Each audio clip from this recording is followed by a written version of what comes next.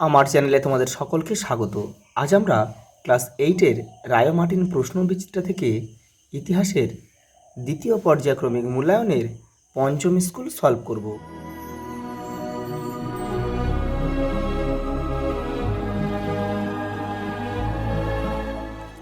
প্রথম প্রশ্ন দেখো, ইজারাদারি ব্যবস্থা চালু করেন ওয়ারেন হেস্টিংস।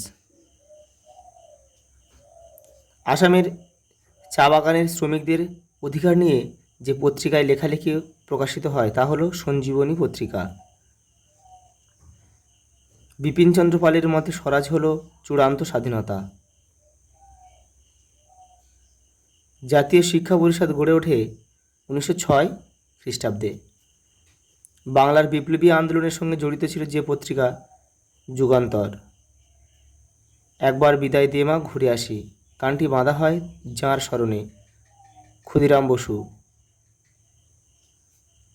সত্য সমাজ গড়ে তোলেন জ্যোতিরাও ফুলে। হিন্দু বিধবা পুনর্বিবাহ আইন জারি করা হয় 1856 খ্রিস্টাব্দে। বাংলা ভাষায় প্রকাশিত প্রথম সাপ্তাহিক পত্রিকা সমাচার দর্পণ। ভারতের প্রথম ভাইসরয় হন লর্ড ক্যানিং। পরের প্রশ্ন দেখো, শূন্যস্থান পূরণ করো। ঔপনিবেশিক ভারতে প্রথম পাটের কারখানা চালু হয়েছিল 1855 খ্রিস্টাব্দে হুগলির রিস্টরাতে।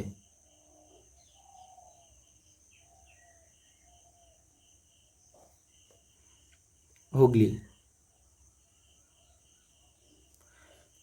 বাঁশের কেল্লা ধ্বংস হয় 1831 খ্রিস্টাব্দে। নরমপন্থীদের দাবি ছিল সিভিল সার্ভিস পরীক্ষার বয়স 19-এর বদলে 23 করতে হবে। একটি বাক্যে উত্তর দাও, দেশীয় মুদ্রায়ন আইন কে কবে বাতিল করেন? 1881 খ্রিস্টাব্দে Lord Ripon. Lord Morley Minto আইন কবে পাস হয়? 1909 খ্রিস্টাব্দে। কোন কোন পত্রিকা নীল বিদ্রোহ চলাকালে চাষিদের সমর্থন করেছিল? হিন্দু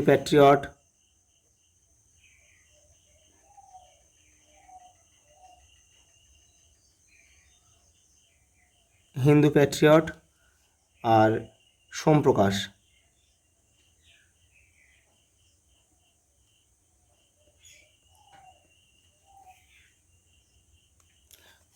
পরের প্রশ্ন দেখো, সত্য মিথ্যা নির্ণয় করো। দেখো, দীক্ষু বলা হতো বহিরাগত ইংরেজ সাহেবদের, এটা কিন্তু মিথ্যা হবে, কারণ এই ইংরেজ সাহেব হবে না, এটা হবে বহিরাগত জমিদার।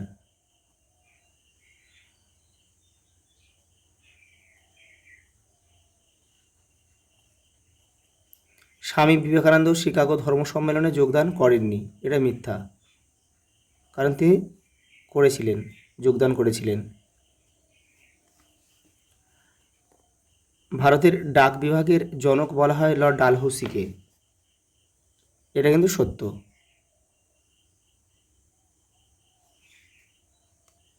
পরেরটা দেখো, নরমপন্থীরা চরমপন্থীদের কার্যকলাপকে 3 দিনের তামাশা বলতেন, মিথ্যা হবে।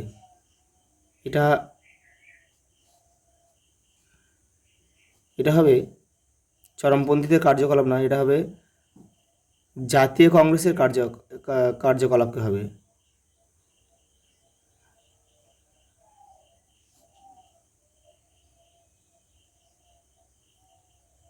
জাতীয় কংগ্রেসের প্রথম দশকের কার্যকলাপকে বলা হয় 3 দিনের তামাশা। পরের প্রশ্ন দেখো, সূর্যাস্ত আইন কি? তোমাদের বইয়ের 55 নম্বর পেজে রয়েছে। দেখো, এই দেখো সূর্যাস্ত আইন, এখান থেকে এটা পুরোটা লিখবে তোমরা। পরের প্রশ্ন দেখো, দাক্ষিণাত্য হাঙ্গামা কেন হয়েছিল? দেখে নাও, তোমাদের বইয়ের 61 নম্বর পেজে রয়েছে উত্তরটা, এই যে এইখান থেকে লিখবে। এখান থেকে এই পর্যন্ত, এই যে দাক্ষিণাত্য হাঙ্গামা নামে পরিচিত। পরে প্রশ্ন দেখো, এই হিন্দু মেলা গঠনের মূল উদ্দেশ্য কী ছিল? দেখে নাও রায়ন মার্টিন 165 নম্বর পেজ দেখো। এই দেখো হিন্দু মেলা কে প্রতিষ্ঠা করেছিল, আর এই মেলার উদ্দেশ্য, এই যে প্রতিষ্ঠার উদ্দেশ্য রয়েছে, এটা করবে তোমরা, যে হিন্দুদের ঐক্যবদ্ধ করা, আত্মনির্ভরতা গড়ে তোলা, সর্বভারতীয় চেতনা গড়ে তোলা, আর দেশীয় শিল্প সাহিত্যকে উৎসাহ দান প্রভৃতি। পরে প্রশ্ন দেখো,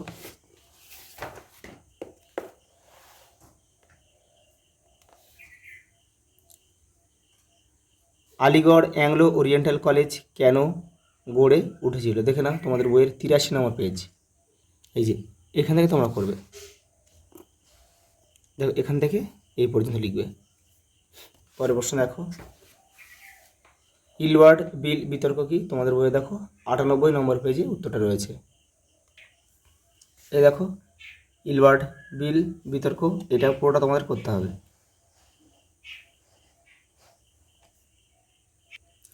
পরের প্রশ্ন দেখো, অর্থনৈতিক জাতীয়তাবাদের মূল লক্ষ্য কী ছিল? 102 নম্বর পেজ দেখো, এখান থেকে তোমরা করবে।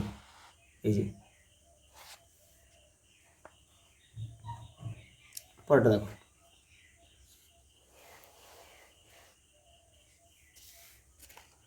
ঔপনিবেশিক যুগে ভারতের উপর অবশিল্পায়নের কী প্রভাব পড়েছিল? 64 নম্বর পেজে তোমাদের বই উত্তরটা রয়েছে, দেখে নাও। এই দেখো এখান থেকে লিখবে, স্পষ্টতই বোঝা যায় ব্রিটিশ অবাধ বাণিজ্য নীতির প্রভাবে ঔপনিবেশিক ভারতীয় অর্থনীতির উপরে নেতিবাচক ছিল। এখান থেকে তোমরা এই পর্যন্ত লিখবে, এই যে এই পর্যন্ত। পরের প্রশ্ন দেখো, সম্পদের বহির্গমন বলতে কি বোঝো? তোমাদের বইয়ের 71 নম্বর পেজে উত্তরটা রয়েছে, দেখে নাও। এই দেখো সম্পদের বহির্গমন, এইখান থেকে তোমরা লিখবে, এইখান থেকে তোমরা লিখবে এই পর্যন্ত লিখবে, যেহেতু মান 3-এ রয়েছে এগুলো। পরের প্রশ্ন দেখো, সুরাট অধিবেশনের গুরুত্ব আলোচনা করো। এই যে তোমাদের বইয়ের 106 নম্বর পেজে উত্তরটা রয়েছে, দেখো।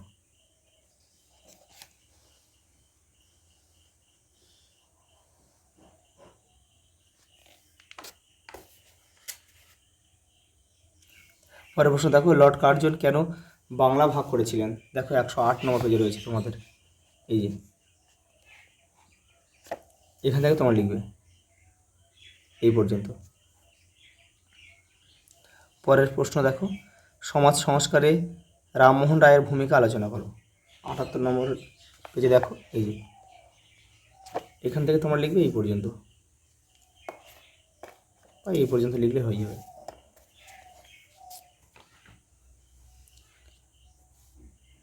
1857 খ্রিস্টাব্দের বিদ্রোহ কি একটি সিপাহী বিদ্রোহ না জাতীয় বিদ্রোহ? দেখো তোমাদের বইয়ের 91 নম্বর পেজে উত্তরটা রয়েছে, এই যে এইটা, এখান থেকে তোমরা লিখবে পুরোটা। পরের প্রশ্ন দেখো, ভারতে রেলপথ বিস্তারে লর্ড ডালহৌসির উদ্দেশ্য কী ছিল? 67 নম্বর পেজ দেখো, এই যে দেখো এই যে উদ্দেশ্য রয়েছে, এখান থেকে করবে তোমরা। পরেরটা দেখো, সমাজ সংস্কারে ডিরোজিওর ভূমিকা কী ছিল? নববঙ্গ আন্দোলনে ব্যর্থ হয়েছিল কেন? দেখো তোমাদের বইয়ের 80 নম্বর পেজে রয়েছে, দেখো এই যে এখান থেকে এটা পুরোটা করবে। পরের প্রশ্ন দেখো, সভা সমিতির যুগ বলতে কী বোঝো? 97 নম্বর পেজে রয়েছে, দেখো এই যে এই সভা সমিতির যুগ, এখান থেকে তোমরা এটা লিখবে পুরোটা। তো দেখো সঙ্গে একটা প্রশ্ন রয়েছে, বাংলা বিপ্লবী আন্দোলনে অনুশীলন সমিতির অবদান লেখো। 112 নম্বর পেজ দেখো, এই দেখো এখান থেকে তোমরা লিখবে 1902 খ্রিস্টাব্দ, এখান থেকে তোমরা লিখবে এই পর্যন্ত। আচ্ছা এই পর্যন্ত, দেখা হবে পরের ভিডিওতে।